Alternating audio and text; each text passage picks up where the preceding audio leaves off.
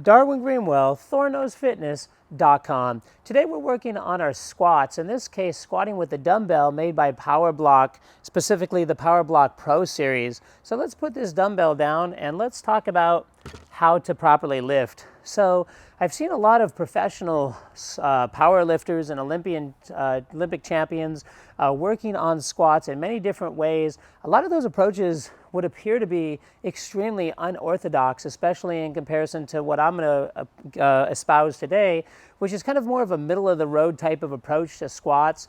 But if your style is somewhat extreme or way more extreme than what I'm doing, if it works for you and you're not causing any joint or leg or what have you pains to yourself above and beyond what you would normally experience in musculature when you do weightlifting, then feel free to go for it. But in the meantime, let's talk about a middle-of-the-road approach to squats. So what I like to do is first and foremost, keep the feet a little wider than shoulder width apart, splayed out only ever so slightly, and keeping the knees slightly bent. From there, I recommend coming down to about here, which again, you're going to notice that my quads there is an incline to them. I'm not coming all the way down parallel to the ground, although I could, and there's nothing wrong with that.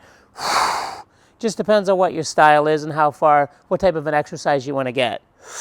Breathing in and back out. Breathing in on the way down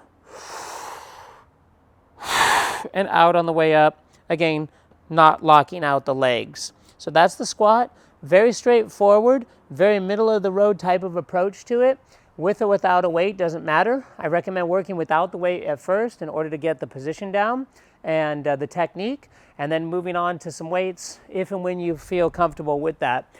So right here, this was a 30-pound weight set on the Power Block. Whenever you lift your weights up, make sure that you're squatting on down and with a good position, not pulling at your back, but rather pushing through your legs like that.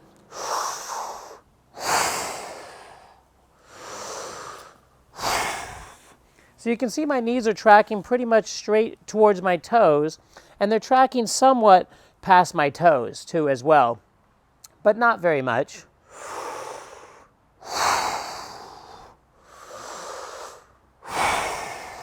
So that's our squat motion here at thorknowsfitness.com.